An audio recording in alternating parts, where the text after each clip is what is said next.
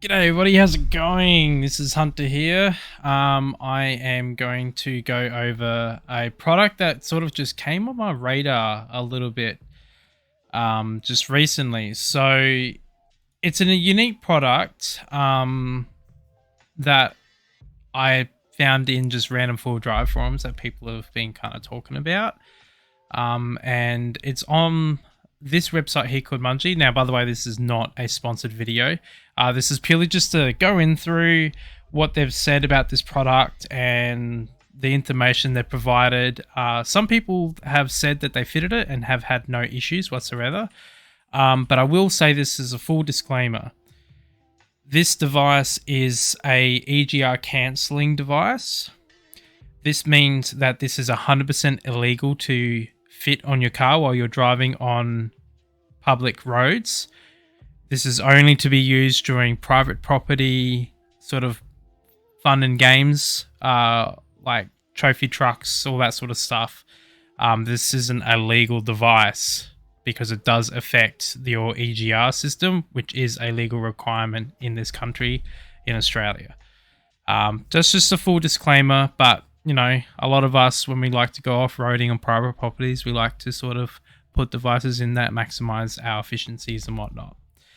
So essentially, on the website, we're just going to go and have a look-sees, and it's under the modules. So you can go vehicle selector here and select the type of vehicle that you got, or you can go straight to modules. Let's just have a look at all the modules and see how we go. So this is a little bit of information. This is a full collection of the original modules developed by Crisp Mods. So Crisp Mods is obviously the manufacturer of these switches, but Munji sell them.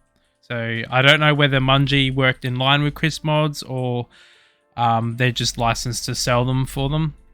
I did try and reach out to Munji to see if they would have an interview with me. So far, I haven't heard a reply back. But I just thought I would give this video just to show the information that they have on their website. It's quite interesting. It's an interesting way of tackling an issue that a lot of people spend a lot of money fixing. Some people spend as simple as just getting an EGR blanking plate, while others spend a lot of money to get a full ECU remap and tune. So yeah, this is just sort of a plug and play sort of scenario.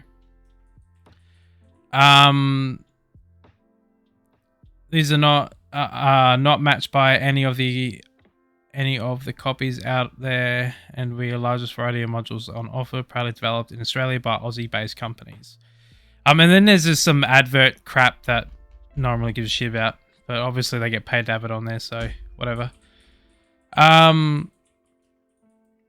So you've got an Amarok ESC off module. I don't know what that does. Then you've got all of these Egr Delete modules here. So you've got a Colorado, you've got a D-Max, which these two are pretty much similar. I mean, obviously your 4JJ3 motors. Then you've got an Isuzu, which is a D-Max. Fair enough. I guess because they're different type of motors, but that's the 4JJ3 and that's the 4JK1. I guess that's why they have different modules. I'm not an expert, by the way. I'm just going off the information on here, and nothing on here is negative or anything like that because I don't know anything about it. So just going off of first sort of impressions. We've got some more Mazda BTs, Mitsubishi Triton. Oh, sorry, Pajeros. There is Tritons in there though, like here. Challengers, Nissan Navara NP300, including the X class. So this is specific to the NP300, but then they also do one down here, which does pretty much all the Euro 4s, which is interesting. Then you've got a Nissan Patrol G Youth, 3 litre by the looks of it. And then the Nissan Navara 3 litre Spanish. So if I'm a guessing person, we'll click on it and have a look at this one. I have a funny feeling that's the 3 litre variant that the D40s came out with. YD25, yeah, it has to be. Doesn't really say. But like I said, if you want to order through them, I'm sure if you send them a message, they'll reply back exactly the type of kit that you need. This is the one that I was interested in looking at, just to see how it works, all that sort of stuff. So what we're going to do is we're going to go back to home, and I'll just show you how, if you were looking on this website and you wanted to find stuff that fits your car, I mean, obviously you could go modules and just go straight to it. But if you're uncertain and you want to 100% pick the items that fit your vehicle, you just come through here and you select your different brands. So obviously we got Nissan, and you'll notice that the D40 isn't on here. You got D22, the NP300, the GQ, GU, and then obviously the Y62 V8 petrol motor. I'm going to click D22 to see if that will give me the information I need for D40. No, it's not on there. So, go back. Should have. I wonder why it didn't work like that. So let's try the NP300. Okay, so we got the specific NP300 modules, and these are all the sort of kits they sell. It looks like Munji sell very specific sort of devices for a lot of car manufacturers. It doesn't look like they're not like Spare Box where they just have a whole heap of range of different parts and whatnot. Let's just try the old GQ Patrol. So they sell for there. Just seeing how I go back, it doesn't come back to here. Try GU. Huh, that's interesting. So I guess if you want to find the D40 modules, if you're looking for D40, you just got to select modules and look on here. Since they don't have D40 on there. It's a bit interesting because the D22 is on there, but the D40 is not. Doesn't matter though. So let's go through the information of this device. So it's the Egr Delete Kit.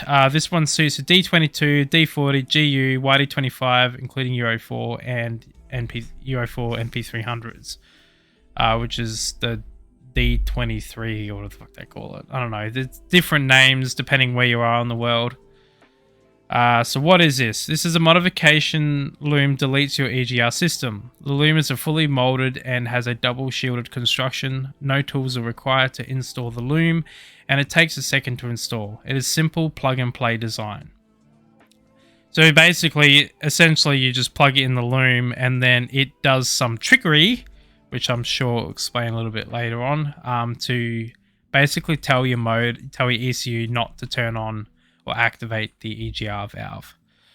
The modification loom does not set off any engine codes. Like all EGR modifications, they are not road legal, but there are no issues with this modification with new car warranties, as you can simply unplug it when heading in for your service. There will be no sign of any modification ever being done. This kit's simply professionally made product and designed by specialists, and it comes with a full year replacement warranty from the date of your purchase. If you are running a blanking plate, you may experience issues. I cannot guarantee that the cable will work to its full potential. Please keep this in mind before purchasing the cable. You can always remove the plate if you experience issues. So that's actually really interesting. And I can see why they'll put a blanket statement of that, because if you have a look on here, I mean, this module does like a range of different vehicles. Now, I know for a fact, if you have a blanking kit and a D40 on a D40 and a D22, it won't cause any issues whatsoever. We can go into a little bit more detail later on as to why they've come up with that, because I do actually explain why, and it's actually interesting and valid. I only know about the D22. I will not pretend to know anything about the GU or the YD25 or even the NP300. Even though the NP300 Euro 4 is the same motor as in these two, but they do have a different sort of electronic system. I have heard that they do actually have a flow meter through the EGR valve, which can cause issues. See, with the D22 and the D40, they don't have a flow meter. They're relatively dumb. So you can put a blanking plate in a D40, D22 and you will never get any engine faults because the computer doesn't read the flow of the exhaust gas recirculation. It only reads whether the EGR valve opens or closes. So what a lot of people do is they either run a blanking plate at the intake side of it, and then once in a while they'll clean out the EGR tube, particularly if you've got like the later motors like I do on mine. So then that way you keep the carbon clean and you stop the EGR valve from gunking up essentially. You're keeping it clean so it's always opening and closing, which therefore doesn't send fault codes. There's another method that people have done with a few manufacturers that have come out where they buy a whole new turbo exhaust manifold, and basically where the EGR valve connects to the exhaust manifold, there's an actual physical blocked plate that it mounts onto. And it's an interesting sort of mod because when people who don't know what they're really looking at look into it, they still see the EGR valve mounted to the exhaust manifold and they assume that it's all in working condition. If you completely remove the EGR valve, then that's going to set some alarm bells if you're silly enough to drive on the road. It is a hefty fine. It's an EPA fine because you are technically pumping pollutants in the eyes of the government. Opinions aside, just don't do it. Legally speaking, don't do it. If you're doing it privately on your own property, on a farming property, or on a private full drive track or anything like that, go ahead, whatever. Just don't drive on the road. Unless it's something like this, and you can just unplug it when you're on the road, and then that way no one's none the riser. So that's some interesting little things. Each product is inspected and derelict grease is applied to the pins of the plugs, male and female. It's interesting that they go about this because that grease, I used to use that a lot on whenever I used to work on my old KA Ford Laser. Like this is years ago. It's a 1982 Ford Laser. I used to use derelict grease pretty much once every 3 months on the dizzy cap because the pins on the dizzy cap would always, I don't know, they would always kind of like wear out. So if I use derelict grease, it just sort of reconnects them a lot easier. I used to have a lot of running issues with that car because of like I needed some sort of electronic lubricant for them so they could make a better connection. I replaced the pins and everything many times. As long as I did this regularly, it was fine. It's good to see people like say you should use it. For information about the grease, please refer to the images of the grease I use. This person, I think his name's Jared. What's his name? Let's have a look. See who the person is. Jared. Yeah, Jared. That was the guy. I've seen a lot of his YouTube videos and stuff like that, and yeah, he seems to really love it, which is good. Each product is inspected. Yeah, read that part. I personally apply the direct grease on all my plugs, my cars, to prevent any issues from elements, mainly the corrosive properties of salt water. Even though all plugs in the engine bay are IP rated, there is still a chance of atmospheric pressure changes that can draw in contaminants. That's actually really important to know when it comes to full driving. And this is the same phenomenon that happens in differentials and stuff like that. That's why it's always recommended to get a diff breather on your factory car. So say you've been running for hours and your temperatures of your cars are like pretty warm. Then you have to do a river crossing. And what happens is that change in temperature from going from a hot environment to suddenly a cold climate when you're going into the water will actually suck water in, which is why you need a diff breather up high out of the water zoo, so then that way the air sucks through. Same thing happens with the electronic plugs. So when the electronic plugs are kind of warm and there's a change in temperature, sometimes water can actually be ingested in through the rubber seals as everything contracts suddenly, because as things heat up they expand, and then as they cool down they go and they suck, and that pressure change by sucking brings water in. So that's actually good that he sort of knows that. I've seen a lot of people that have been doing it for years and never had any issues, but they don't go that deep. Some people I know that do go that deep. have unfortunately run into these electrical issues by experience, and then they start doing sort of tricks like putting that sort of type of grease, or some people duct tape it. I've seen lots of different methods that people use to try and prevent electronics getting water in them. Okay, so what are the benefits? EGR stands for exhaust gas recirculation. Put simply, it recycles your exhaust gas back into your engine in order to reduce the number of gases and pollutants put into the atmosphere by your car. Why should you care? Well, it means burnt deoxygenated hot air with carbon deposits being circulated through your intake. That is true. Okay, so the reason why this is the case, and I've heard this myth a lot where people say, oh, the EGR makes your engine go cooler, therefore it doesn't burn as hot, and therefore doesn't produce a type of gas. Let's have a look, see what gas was. I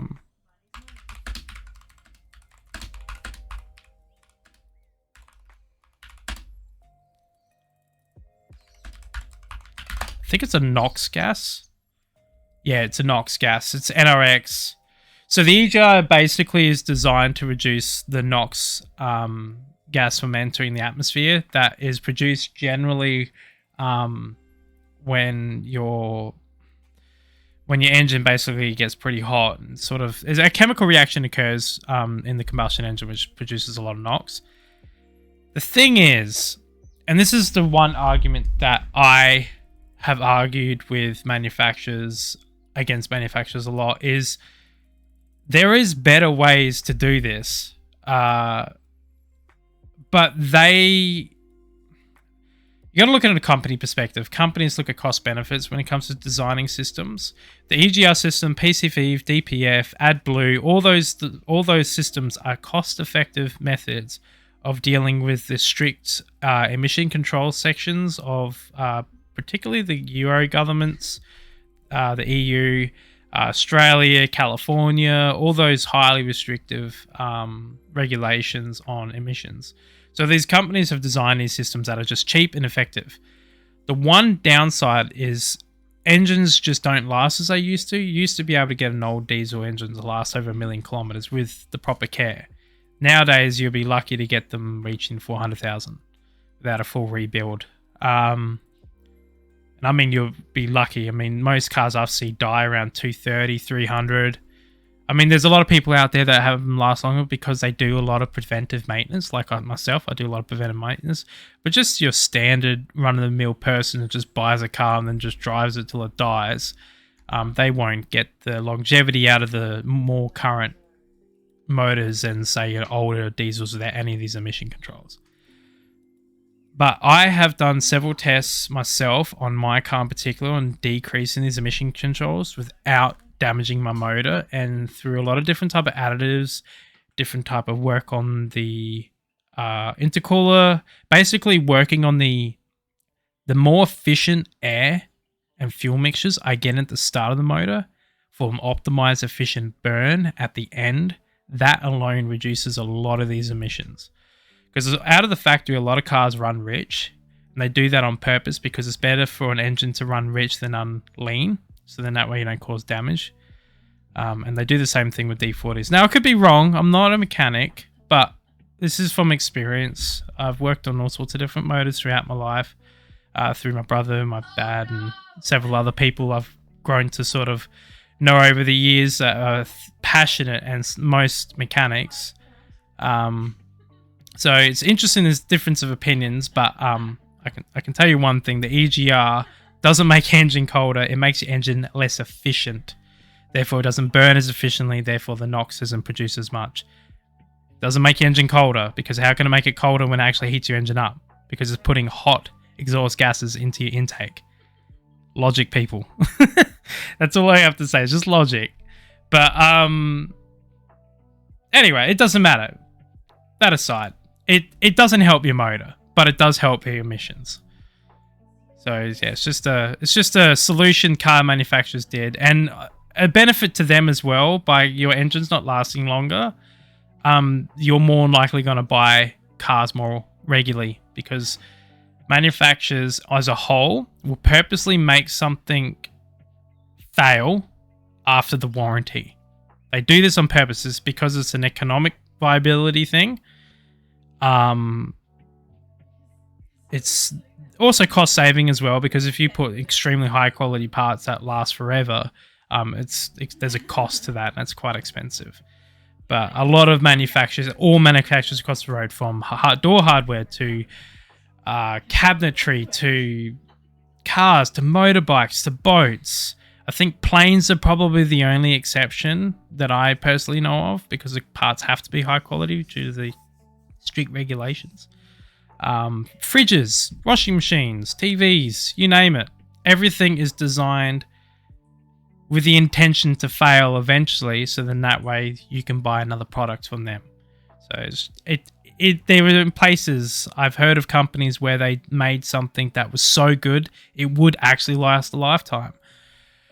So they re-changed the materials so then that way it would fail earlier. It's when they start to fail within the warranty period, that's when legality and lemon laws and stuff like that come into place. But outside of warranty, in terms of the consumer market, it's normal wear and tear, but it's just how it works. You can't run a business if no one's buying your stuff, because it lasts forever. There are some articles out there stating that EGR looms are bad for your engine. I don't know. I've seen these articles, but honestly, I don't know enough. I didn't know about this product until I saw on the website. To clarify, the loom does not change the engine coolant running temperatures. It modifies the ambient air reading at the MAF sensor. With these vehicles, the ambient air reading is only used for the EGR operations and therefore does not impact the air-fuel ratios from this. The only change that is made with air-fuel ratios would be more efficient running of the engine due to not sucking in the exhaust gas. That is true. I don't know about the MAF sensor. I would have to... I'll have to convey with my manual.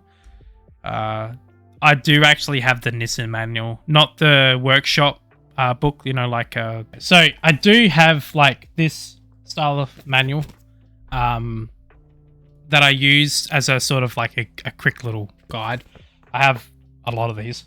But I also have the actual Nissan manufacturing manual, which is the manual that they produced when they first started doing the tooling for the vehicle. So it has all the specifications, the wiring loom diagrams, the sequences of everything, the torque measurements of every single bolt, the type of bolt used. So it has all the tolerances, the heat treating information on there, everything. It's the full, 5,000 word book that the factory used in Spain to put together and make these vehicles, essentially. And then they also ship these manuals on to the Nissan mechanics, so then that way they can troubleshoot anything and everything with these books. So I've got one. You could actually get them from YD25. No, not YD25. Yeah, it was YD25.com actually. I think it was. It's either that or NavLive. I can't remember. So we're going further down. This Navara D25 basically covers all them. I didn't know Patrol's out of YD25 engine. Didn't know that. And obviously it doesn't include the Euro 5 models. That probably because the wiring loom probably works a little bit different. The ECU and that works a little bit different. So installation, no tools required, yada yada yada, and then packaging, postage, and this is where they ship to. So it's interesting. So let's have a look at some of the more information. So we got some EGR Delete module myths busted. Over the years, we have sold over 15,000 of the Chris Mods EGR Delete modules, and we have heard a number of strange and increasing facts that are being circulated about these modules. Whilst this post will not be outrageous or investing as a Mythbuster episode, we do have some actual... He's got some humor there. We do have some actual facts, which we found through real-world testing to share with you about the operation of these EGR Delete modules. I have heard that I need to tune my car after installing EGR Delete module, as otherwise the air-fuel ratio will be incorrect. So this is going back to that section we was talking about. It only basically tricks the math sensor readings, which control the EGR valve opening and closing. Fun fact of EGR valves is they only open and close when your vehicle doesn't require power.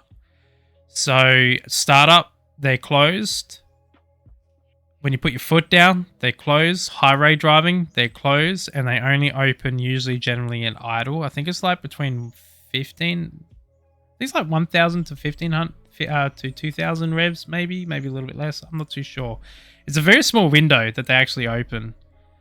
But yeah, this is what I mean. Like they're kind of, it's kind of rubbish, really, to me. The EGR valve, it's just such a dumb design. The EGR delete module works by modifying one of the ambient air temperature readings, so only one of the many readings that the math sensor reads. Each model vehicle is different, but the module set this temperature reading is what is required by the ECU to shut down the EGR system to dormant state. The ECU in the 4JJ1, so this is example. So for example, the ECU in the 4JJ1 Isuzu motor shuts down the EGR system if the ambient temperatures drops below 5 degrees. Okay, so that's interesting. It looks like from how many of this style of motor mods that they sell, they must really know their Isuzu motors. So the EGR delete module modifies this reading to 2 degrees as each ECU across the 4JJ runs is slightly different, resulting in a neutral shutdown of the EGR system. This ambient air temperature is only used for glow plugs and EGR operation and has nothing to do with air-fuel ratios. If it did, every single person running these EGR delete modules would report excessive fuel usages and engine failures, which is simply not the case. Well, that would be true, because if they've sold 15,000 and they were having that many issues, I guarantee they would definitely know about it. That would cause a lot of issues, and on their end, it would cause a lot of warranty problems and sues and all sorts of shit. So sometimes people will do stuff to their motor and then they'll add another item that they don't really know what it does or understand how it works, and then they put it on their motor, and then the two don't work together, and then it causes issues, which is what we saw with the blanking plate. Some people have blanking plate on their motors, and then they add this involved in it, and it can cause issues. Me personally, anything that goes on my car, I've researched, extensive research, and then I also look into whether they would not complement each other or work against each other when it comes to modifications. Lift kits are a big one. A lot of people don't realize how many, a big example I've seen people when it comes to lift kits with this scenario of working against one another. So say you want more flex. So you put a suspension lift kit in, right? So you have longer shackles, longer shocks, all that, longer springs and whatnot. Then you decide, I'm going to put some suspension spacers on, some blocks, and put the blocks in suspension. So that travel that you just made by putting your suspension lift kit in, you've just lost, because the block shortens your travel distance of your shock, so you have less flex. It's just things like that people don't really do the research and looking into. Again, I could be wrong. People can argue with everything I say. I'm not an expert. If you disagree with me, put the comments in there, but be respectful. Don't be an asshole. There is a second ambient air temperature reading which is used for air fuel ratios. Yep, not all vehicles are operates like the EGR delete modules. They are not available for vehicles which all use the same air intake temperature shutdown. So that's why they have very small amount of modules. This is only for cars that have that specific reading that they can manipulate. I need to run a blanking plate as well. Oh, this is good. So we get to see why they say that. I need to run a blanking plate as well as an EGR delete module to ensure the system shut down properly. Okay, a blanking plate is not needed, and I don't personally recommend same. And this is a reason. Munji does not and will never sell them. The reason for is twofold. The EGR delete module achieves a true plug and play shut down an EGR system, we would not sell them if they did not work. So I think what their idea is behind this is just my interpretation, is that with this module in place, it's closed. Therefore, the EGR is not running. Therefore, you don't need a blanking plate anyway. The EGR valve has two primary jobs: to recirculate and dump exhaust gas into your intake manifold. This is why we want to shut down the EGR system. We don't want these inert gases and carbon deposits in our manifold, as it creates poor combustion and build-up of carbon, which blocks your manifold. That is true. That is 100% true. That is exactly what it does. It, one, reduces the efficiency of the intake of your motor. Two, it does deposit a lot of carbon, and I mean a lot of carbon, especially in D40 Navaras and D22s. They are very sooty cars, and GU Patrols I know are sooty too, and GQs as well. Then you also have the PCV valve, which is a whole different thing, which is basically the releasing of your crankcase pressure, and that's very oily and watery, and then that comes through your intake. It mixes with the carbon deposits and it creates like thick sludge. I have seen it happen on my car myself, which is why I've done a lot of methods to stop that from happening, and it works. So my car runs pretty efficiently. And B, act as an internal blow-off valve to remove excess boost and pressure from the inlet manifold, which puts pressure on the front compressor wheel of the turbo.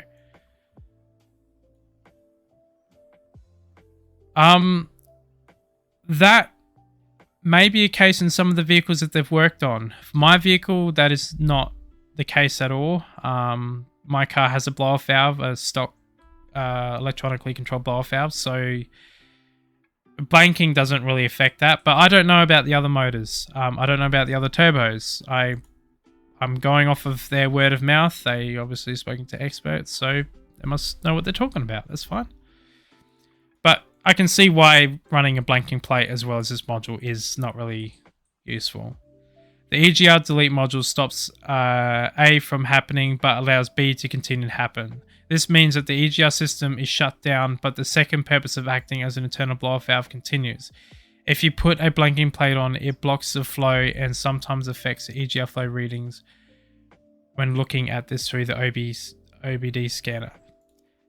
Yeah, this must definitely be for the other vehicles like the MP300 and whatnot, because there is, on the D22s, D40s, there is no EGR flow readings. There's no scanner. There's no physical scanner to do it. So obviously this is for like your patrols and whatnot. So yeah, that makes sense. A is definitely for my case. B is not for my case, but B would be for other vehicles' cases. Further, in some modules, even when running an EGR delete module, a blanking plate will set an engine code. If B is true in your motor, then it definitely would do that, especially if it's got a flow reading. Yeah. I need to run a catch can if I'm running an EGR delete module, or I don't need an EGR delete module as I have a catch can. To save myself repeating the differences between these two products, why these statements are so very far from the truth, here is a link to my other blog, catch can versus EGR delete module. In the summary, there are two completely different things. A catch can does absolutely nothing for the engine of your vehicle except possible engine failures and voiding warranty. Yes and no. I will say that in my opinion, it depends. It depends on the case, it depends on the vehicle, it depends on the installer, it depends on the product. If you just were to install just an empty catch can like you have on a racing car, where it's just basically just a big metal can. No, it doesn't really do that much for the engine. If anything, it just sort of helps prevent a lot of oil going back into. But you're talking about like 1,000 horsepower vehicles and stuff like that. When it comes to diesels, there is a lot of blow-by, and I mean a lot of blow-by. If you undid my PCV valve, my PCV hose, as I'm running my car, it's like black soot coming out of it. It's so oily and gross, and it cakes my intake. But that's on the D40. D40s are very thick, oily blow-bys and watery blow-bys, which does decrease the efficiency of your intake. It does also gunk up your turbo, believe it or not. and then if you obviously haven't got an EGR plane kit, mixes with that as well. So in my case, it's case by case, and it depends who fits it, and the opinion is always going to be like a big argument one versus the other. But to be honest, they're both not wrong, and they're both right. An incorrectly fitted catch can will cause issues. The warranty thing, all car manufacturers do it now, and they always use the excuse, if it was necessary, the manufacturers would have it installed by default. No, they wouldn't. That goes back to my statement before, because they would do these long-term tests on these motors and whatnot and see that the issue between the EGR and the PCV valve mixing and causing issues on the intake side of things take 10 years to build up to the point of failure. So therefore, if it's past their warranty, they're like, it's fine. As long as the car is within its warranty and these issues aren't causing catastrophic failures or failures in general, then they won't do anything about it. And that's fair. You know, it's fair on their end. They're there to have you buy more cars. So they don't need to. But you really, if you're going to install a catch can, if you're on the fence and you say, I need to do it, I believe it, make sure you get a catch can that the hose diameter is the same or larger than factory diameter. Your catch can has a large volume with very little restriction, whether it be a baffled can that's got several large diameter holes to allow plenty of airflow. You don't want to restrict your airflow. Or you run the Provent stuff. Provent stuff works perfectly fine. Its diameter is larger than the factory usually. The Provent diameter of the can is fairly large. The filter for the Provent is designed to have a high flow through it. And it also has a valve, a pressure release valve, which is important for this scenario. Because if you run a diameter smaller than your factory and your catch can has a lot of restrictions in it, like a lot of elbows, a lot of that sort of stuff, what will happen is crank up pressure will build up and then you'll end up getting a leak through your main seal. That is a problem, and that is an expensive fix. So they are correct in that. It's really up to you, but make sure that if you do it properly, use a correct fitment, use expertise in doing it, from asking people, from researching it. Then that way you won't have these issues. You won't get... I run a catch can in my car. The reason why I do is for my own personal beliefs. I've done many tests and I do not get oil leaks in my car because the pressure... there's no restrictive flow with the catch can I run because the diameter of the hoses and the barbs and all that are larger than my factory. So I run quite large hoses. The baffling in my can are large diameter holes. I've tested it with flow meters and stuff like that. It's better than just a direct hose from the PCV valve into the turbo. But also the added factor of the turbo is the turbo actually draws air out of it. So in a standard NA motor, you can cause a lot of issues, like you would probably get a lot of back pressure and then causing leaks because you don't have the turbo sucking the PCV valve out as well, because the valve's only one way, so it opens, lets the gases out and closes, and then the natural vacuum of the intake draws it out through the hose.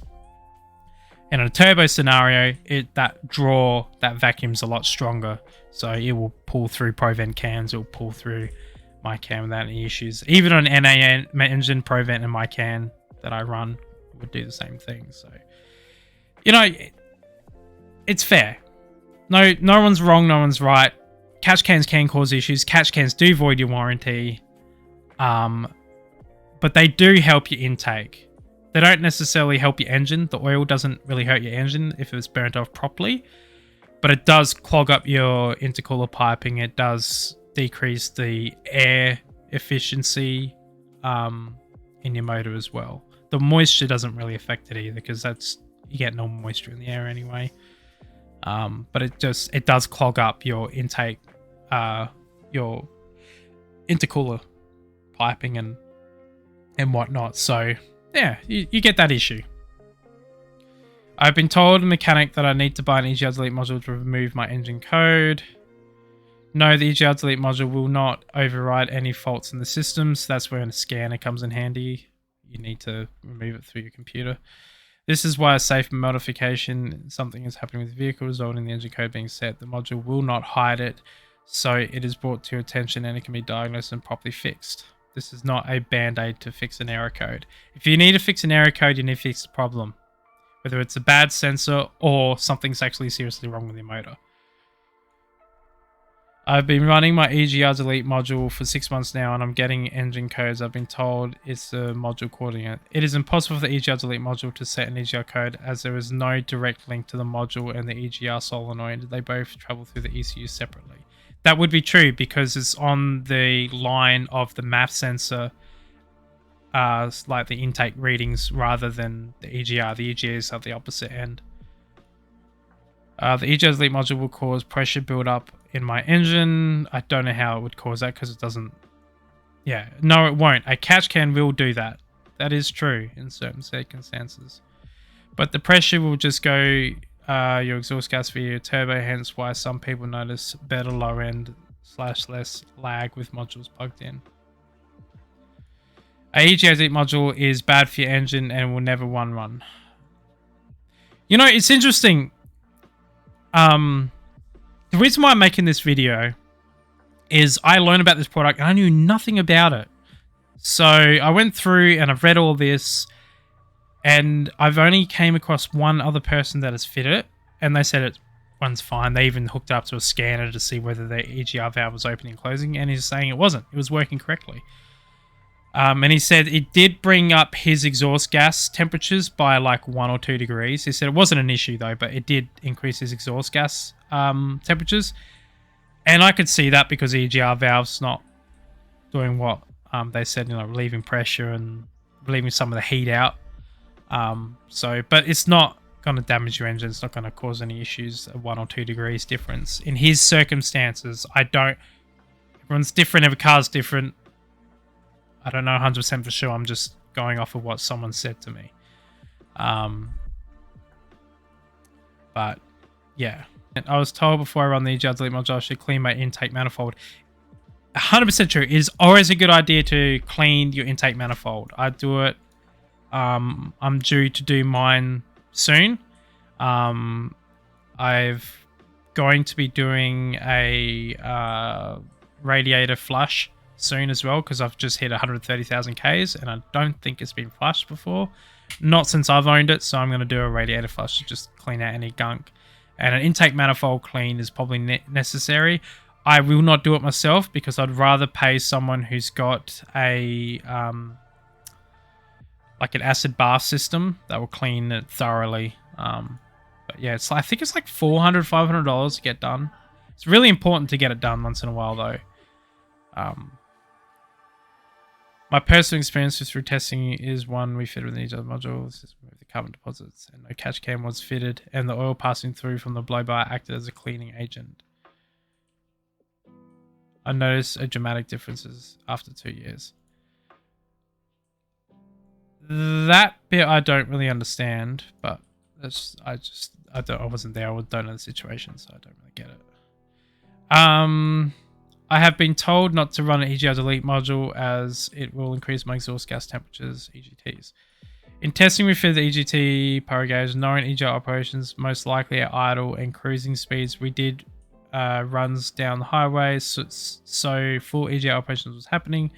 One with the module plugged in and one without. The operations dormant state. With the Egr system dormant, we noticed a 50 degrees drop in EGTs. Yeah, I don't know what motor that they ran it though. So, did they say what car? No, they didn't. I don't know what car they used, so I wouldn't know. I do know that isn't a problem. The only problem I've come across on a forum, this isn't someone I directly talked to, he said that he had EGT issues, but he was running a freaking like full balls to the wall bloody tune in his car, so that's probably why. Probably actually had nothing to do with the module, but probably that. So yeah, so that's my opinions of that. Let me read this again because I didn't quite understand. It is a good idea to clean the manifold, but it's not a must. You should do it anyway. It doesn't hurt. It makes your fuel efficiency go up. My first fear through testing is once we fitted EGR module to delete the EGR system and remove the carbon deposits. And no catch can was fitted. The oil passing through from blow-by acted as a cleaning agent, and I noticed a dramatic difference after 2 years.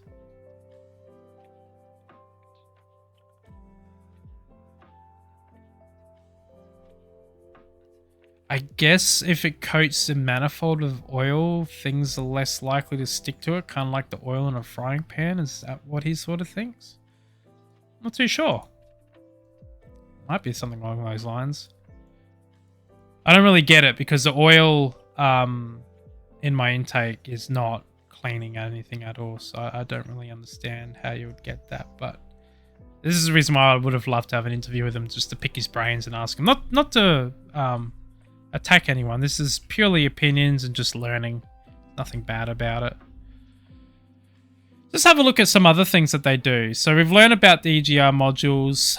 It's really interesting. I might look into it. From what I've seen on forums and stuff, people haven't had any issues with this module when they fit it, and it works. So it's a quick plug and play scenario that you can just unplug when you go onto the loop roads and drive on your dailies and whatnot.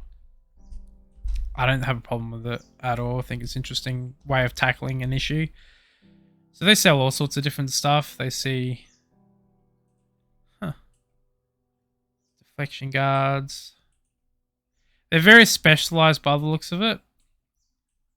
They sell specific parts for specific things. They really love their Isuzus. They're a good car though. Oh, this is pipes though. Oh, yeah, some intercooler hard piping. Oh, there's something for the systems. So I run a Plasma Man intake pipe, and eventually I'll upgrade my intercooler as well.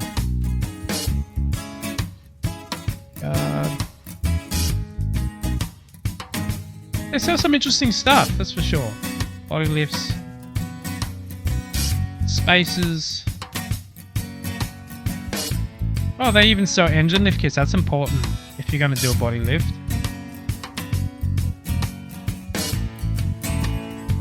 Because if you install these, it saves having to get a whole heap of new hoses, a whole heap of new wiring extensions, all that sort of stuff. So you can bring the motor up with the body lift. That's actually pretty cool. Even sell bonnet struts. Cool. So that's Munji. You know, have a look at their stuff for yourself. The EGR Delete Kits, by the looks of it, to me, they don't seem dangerous at all. They don't seem like they're going to damage your car or anything like that. I definitely find them interesting. It's an interesting way of tackling that method. I hope this video was a little bit of informative to you and sort of throwing my opinion in things as well from my experience. I've been doing this for a long time. So I've worked on different cars and all sorts of stuff. The D40 is actually the first modern car that I've worked on, so working a lot of sensors and troubleshooting and all that sort of stuff and learning how the fault codes work and all that sort of stuff, going through the diagrams. But, you know, before that I was always on, I had a KA Ford Laser, which is Carby, and it was an imported American one. Geez, that thing used to go through fuel like no tomorrow. It was so inefficient. That run, it's my first car. Then I had a VS Commodore that I pretty much rebuilt lots of different things. But then I was having wiring loom issues, and that's when I upgraded to the D40. I've been around my brother while he was working on his track car. He's got an S13. I've helped people out with the Charade, a Daily Charade. I've worked on Land Cruisers. I've worked on Fords, like different Fords. Yeah, I've just sort of worked on lots of different things over the years, whatnot, through friends and family. So I've got a little bit of experience. Like, I'm not as I would say I'm not as experienced as a mechanic. Rotaries are a different story though. Rotaries, I was actually trained on the operation of rotaries, not car rotaries though, plane rotaries. Believe it or not, an old engine, German made Wankel motor from a hovercraft, believe it or not. It used to be the motor out of some sort of World War One biplane. I think it was World War One biplane. No. I think it was. It was German made. When was it made?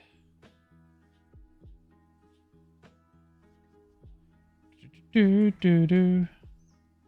34. No, it wasn't World War One. It was later. Maybe World War Two, something like that. Anyway, they made it for this plane, and then they realized the engine was garbage for the plane because they kept having to rebuild it continuously. So they basically swapped. So the original plane that this motor came in, they didn't like that they had to rebuild it continuously, and it was running efficiency like no tomorrow. Because this is a very early model of Wankel motor. And they decided to swap it out and then put a standard radial motor in it. So, you know, the one with the piston heads are in like a circle. And that motor was then taken by someone else, and then eventually it was put in something else, and then somehow it made its way to Australia, and then it was put in a hovercraft. I don't know why we put one in a hovercraft, but they did anyway. It was a cool little single sort of rotary motor. It was an interesting little thing. The carby on it was like fucking that big. It was a big motor for rotary or Wankel. It was designed originally for a plane. So, but anyway, just a little bit of history on sort of my little experiences with stuff. A lot of this stuff I tackle myself and just read lots and lots of manuals and ask lots of people their opinions. My opinions can change depending on what people tell, depending on what I see. So I'm not ever really set in stone because things change with time. So I hope you enjoyed this video. I hope you have a good day / night depending where you are in the world. And toodles.